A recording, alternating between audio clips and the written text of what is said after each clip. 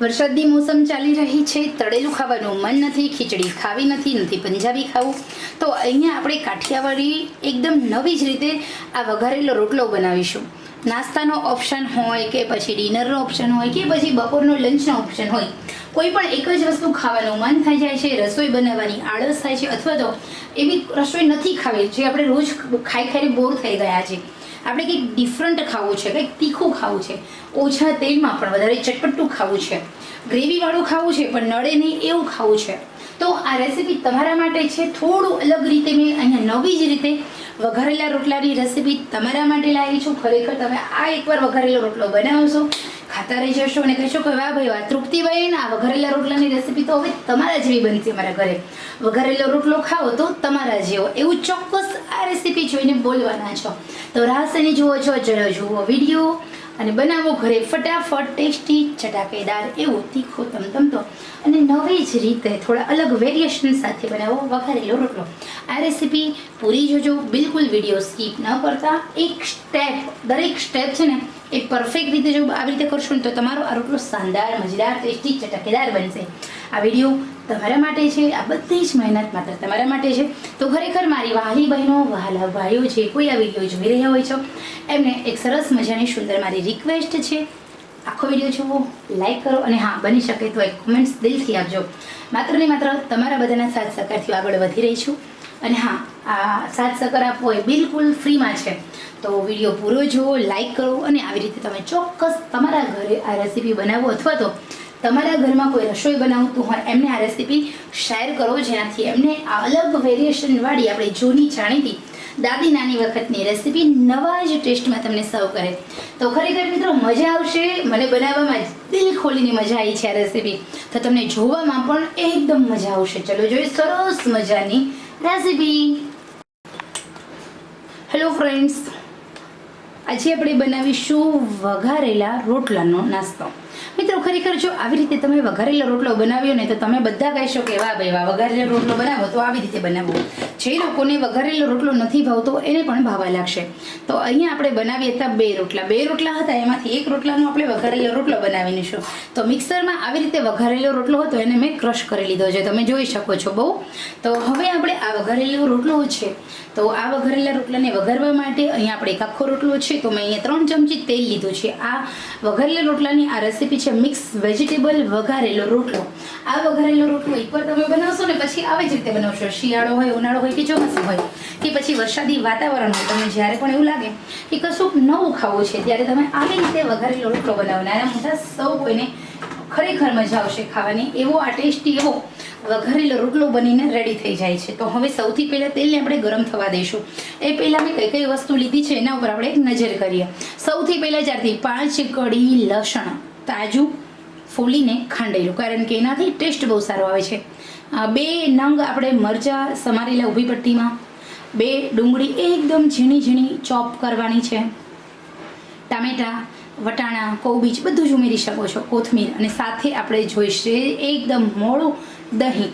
આટલી વસ્તુ આપણે પરફેક્ટ લેવાની છે. હવે આપણે વઘાર કરીશું. વઘાર કરવા માટે તેલ એકદમ મસ્ત ચટાકેદાર ગરમ થાય એટલે આપણે એમાં રાઈ ઉમેરવાની છે. રાઈનું તડતડ જેવું બંધ થાય એટલે આપણે જીરું ઉમેરીશું. રાઈ અને જીરાથી જો તમે આ રોટલાનો વઘાર કરશો ને તો ખરેખર બહુ મજા આવશે. હવે આપણે થોડી હિંગ ઉમેરવાની છે. હિંગ ઉમેર્યા પછી આપણે લસણ ઉમેરી દેવાનું છે. લસણ એકદમ તાજું હોવું જોઈએ ને ખંડેલું હોવું જોઈએ. એ પછી આપણે ઓનિયન ઉમેરી દેવાની છે. ઓનિયન ઉમેર્યા પછી ઓનિયનને ક્યાં સુધી સાંતળવી, તો અહીંયા આપણે ઓનિયનને ઓછામાં ઓછી 3 મિનિટ સુધી સાંતળવાની છે. આપણે ડુંગળીમાં રહેલો પાણીનો ભાગ બધો પડી જાય ત્યાં સુધી આપણે સાંતળીશું, તો એનો ટેસ્ટ બહુ સારો આવે છે. નાના મોટા સૌ કોઈને ભાવશે આ વઘારેલો રોટલો. અને એક વસ્તુ એ છે કે આ એક એવી રેસીપી છે કે આની સાથે તમારે રોટલી શાકની કોઈ જ જરૂર નથી. જ્યારે તમે ખરેખર ખૂબ જ કંટાળો આવે છે, વરસાદી વાતાવરણમાં કંઈક તમને તીખું ને ચટપટું ખાવાનું મન થાય ને અને એક જ વસ્તુ ખાવી છે, ખીચડી પણ નથી બનાવી, ત્યારે તમે માત્ર ને માત્ર એક રોટલો બનાવો અને આવી રીતે વઘારી લો. ખરેખર ઠંડા વાતાવરણની અંદર આવી વસ્તુ ખાવાની બહુ મજા આવશે. તો અહીંયા લસણની સુગંધ અને આહા મસ્ત ડુંગળી જે સંતળાઈ રહી છે એની જે સુગંધ આવે છે લાજવાબ, ખાવાનું મન થઈ જશે. પછી આખી રેસીપીનો વિડીયો જોશો ને પછી વઘારેલો રોટલો તો હવે આવો જ બનશે. એવું તમે ચોક્કસ બોલશો. તો અહીંયા હવે આપણે એડ કરીશું મરચાં. પહેલાં ઉમેરવાના આપણે અને પછી ડુંગળી ઉમેરવાની, પણ આપણે વાતોમાં રહી ગયા હતા એટલે આપણે મરચાંને પણ ઉમેરી દીધા, ટામેટાને પણ ઉમેરી દીધા. હવે આપણે ટામેટાને ક્યાં સુધી ચડવા દેવાના છે? જ્યાં સુધી આપણી થોડી આ જે ગ્રેવી છે એનો લાલ ચટક કલર ન થાય ત્યાં સુધી આપણે ટામેટાને આવી રીતે સાંતળવાના છે. ટામેટાં એકદમ ઝડપથી ચડે એટલા માટે આપણે થોડું એડ કર્યું નમક ઉમેરવાથી પાણીનો ભાગ છૂટો પડે છે અને એકદમ ફટાફટ ટામેટાં ચડી જાય છે અને ગેસ આપણો ઓછો વપરાય છે. આ લોજિક હોય છે. એટલે જ આપણે જ્યારે ટામેટાં એડ કરી આવી રીતે સાંતળવા માટે કોઈ પણ ગ્રેવીમાં ત્યારે થોડું અમથું નમક પહેલાં ઉમેરી દેવાનું. હવે કેવી રીતે આગળ સ્ટેપ બાય સ્ટેપ બધી વસ્તુ એડ કરવાની છે એ હું તમને જરૂર જણાવીશ, પરંતુ સૌથી પહેલાં અહીંયા તમારે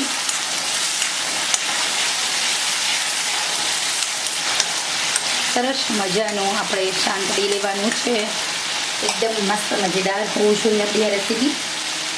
તો ટામેટાં એકદમ સરસ ચડી જાય એ પછી જ આપણે બીજા બધા મસાલા કરવાના. બીકોઝ કે ટામેટાં અને ડુંગળી જો કાચા રહ્યા તો આપણો જે રોટલો છે એનો ટેસ્ટ પરફેક્ટ નહીં આવે. ઓકે, ટામેટાં ચડી ગયા છે.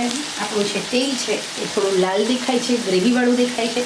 ટામેટાનો જે નેચરલ લાલ કલર હોય એ આપણા શાકમાં સેટ થઈ ગયો છે. ટામેટાં થોડા ટ્રાન્સપરન્ટ થઈ ગયા છે. હળદર ઉમેરીશું. હળદર ઉમેરી અને હવે આપણે મીઠું રોટલામાં પણ છે અને ટામેટાની ગ્રેવીમાં પણ એડ કર્યું હતું, એટલે મીઠાનું પ્રમાણ આપણે થોડું ઓછું રાખવાનું, નહીંતર એકદમ ખારું ખારું થઈ જશે. કશ્મીરી લાલ મરચું છે એટલે આપણે 1.5 ચમચી ઉમેર્યું.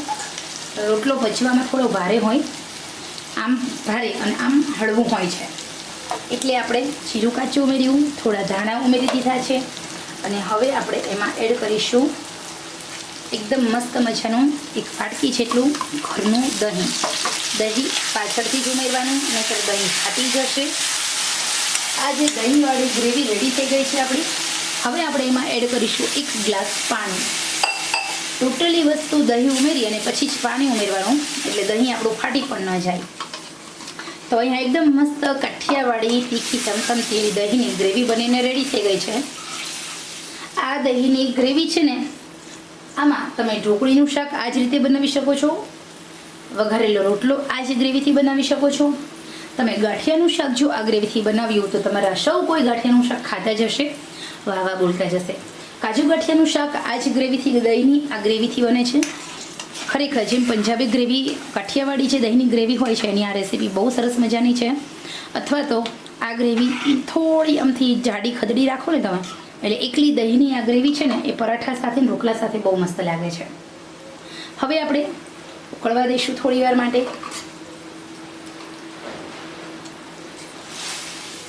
આપણને થોડું નમક ઓછું લાગ્યું એટલે આપણે થોડું આમ નમક ઉમેરી દેવાનું છે. 2 મિનિટ સુધી આમ જ ઉકળવા દઈએ. આવી રીતે એકદમ સરસ ઉકળે એટલે આપણે એમાં જે રોટલો છે એ ઉમેરી દઈશું. મેં અહીંયા થોડો એક રોટલામાંથી થોડો ભાગ રાખ્યો છે. જોઈશું આપણે આપણી ગ્રેવી છે એ પછી વધારે પડતી ખદડી થઈ જશે, મજા નહીં આવે. હવે આપણે જરૂર પડે તો ઉમેરજો. અહીંયા આપણે જરૂર લાગતી નથી, કારણ કે રોટલો છે એ હજી થોડું સોસાશે, થોડું કઠણ થશે. તો આ બનીને રેડી છે આપણો સરસ મજાનો ચટાકેદાર ટેસ્ટી એવો ગ્રેવીવાળો કાઠિયાવાડી સ્ટાઇલ સરસ મજાનો નવી જ રીતથી બાજરાના રોટલો વઘારેલો. આ રોટલો નાના મોટા સૌ કોઈ ખાઈ શકે છે અને મજા આવશે. તો ખરેખર આ રેસીપી તમારા માટે જ છે. અત્યાર સુધી ઘણા બધા લોકોએ વઘારેલા રોટલાનો વિડીયો જોયો હશે, પરંતુ ખરેખર દિલથી કહું છું, એકવાર તમે મારી રીતે વઘારેલો રોટલો બનાવો, ખરેખર મજા આવશે. આ રોટલાની રેસીપી સવારનો નાસ્તો હોય, બપોરના ભોજનનો ઓપ્શન હોય કે પછી ડિનરનો ઓપ્શન હોય, આવી રીતે તમે જો વઘારેલો રોટલો બનાવશો તો નાના મોટા સૌ કોઈને મજા આવશે ખાવાની, એવો બને છે. તો ખરેખર આજની આ રેસીપી પસંદ આવી હોય તો દિલથી લાઈક કરો, શેર કરો, સબસ્ક્રાઈબ કરો અને આવી રીતે એકવાર આ વઘારેલો રોટલો બનાવજો જરૂર. તો ખરેખર આ સરસ મજાની રેસીપી તમારા માટે છે. વરસાદી સિઝનમાં ખાવાની બહુ મજા આવશે. વરસાદની મોસમ ચાલી રહી છે, તળેલું ખાવાનું મન નથી, ખીચડી ખાવી નથી પંજાબી ખાવું, તો અહીંયા આપણે કાઠિયાવાડી એકદમ નવી જ રીતે આ વઘારેલો રોટલો બનાવીશું. નાસ્તાનો ઓપ્શન હોય કે પછી ડિનરનો ઓપ્શન હોય કે પછી બપોરનો લંચનો ઓપ્શન હોય, કોઈ પણ એક જ વસ્તુ ખાવાનું મન થઈ જાય છે, રસોઈ બનાવવાની આળસ થાય છે, અથવા તો એવી રસોઈ નથી ખાવી જે આપણે રોજ ખાઈ ખાઈને બોર થઈ ગયા છે, આપણે કંઈક ડિફરન્ટ ખાવું છે, કંઈક તીખું ખાવું છે, ઓછા તેલમાં પણ વધારે ચટપટું ખાવું છે, ગ્રેવીવાળું ખાવું છે પણ નડે નહીં એવું ખાવું છે, તો આ રેસીપી તમારા માટે છે. થોડું અલગ રીતે મેં અહીંયા નવી જ રીતે વઘારેલા રોટલાની રેસીપી તમારા માટે લાવી છું. ખરેખર તમે આ એકવાર વઘારેલો રોટલો બનાવશો, ખાતા રહી જશો અને કહેશો કે વાહ ભાઈ વાહ તૃપ્તિભાઈ, આ વઘારેલા રોટલાની રેસીપી તો હવે તમારા જેવી બનશે. મારા ઘરે વઘારેલો રોટલો ખાઓ તો તમારા જેવો, એવું ચોક્કસ આ રેસીપી જોઈને બોલવાના છો. તો રાસની જુઓ છો, ચલો જુઓ વિડીયો અને બનાવો ઘરે ફટાફટ ટેસ્ટી ચટાકેદાર એવું તીખો તમતમતો અને નવી જ રીતે થોડા અલગ વેરિએશન સાથે બનાવો વઘારેલો રોટલો. આ રેસીપી પૂરી જોજો, બિલકુલ વિડીયો સ્કીપ ન કરતા. એક સ્ટેપ, દરેક સ્ટેપ છે ને એ પરફેક્ટ રીતે જો આવી રીતે કરશો ને તો તમારો આ રોટલો શાનદાર, મજેદાર, ટેસ્ટી ચટાકેદાર બનશે. આ વિડીયો તમારા માટે છે, આ બધી જ મહેનત માત્ર તમારા માટે છે. તો ખરેખર મારી વહાલી બહેનો, વહાલા ભાઈઓ જે કોઈ આ વિડીયો જોઈ રહ્યા હોય છો એમને એક સરસ મજાની સુંદર મારી રિક્વેસ્ટ છે, આખો વિડીયો જુઓ, લાઈક કરો અને હા બની શકે તો એક કોમેન્ટ્સ દિલથી આપજો. માત્ર ને માત્ર તમારા બધાના સાથ સહકારથી આગળ વધી રહી છું. અને હા, આ સાથ સહકાર આપવો એ બિલકુલ ફ્રીમાં છે. તો વિડીયો પૂરો જુઓ, લાઈક કરો અને આવી રીતે તમે ચોક્કસ તમારા ઘરે આ રેસીપી બનાવો અથવા તો તમારા ઘરમાં કોઈ રસોઈ બનાવતું હોય એમને આ રેસીપી શેર કરો, જેનાથી એમને આ અલગ વેરિએશનવાળી આપણે જૂની જાણીતી દાદી નાની વખતની રેસીપી નવા જ ટેસ્ટમાં તમને સર્વ કરે. તો ખરેખર મિત્રો મજા આવશે. મને બનાવવામાં દિલ ખોલીને મજા આવી છે આ રેસીપી, તો તમને જોવામાં પણ એકદમ મજા આવશે. ચલો જોઈએ સરસ મજાની રેસીપી.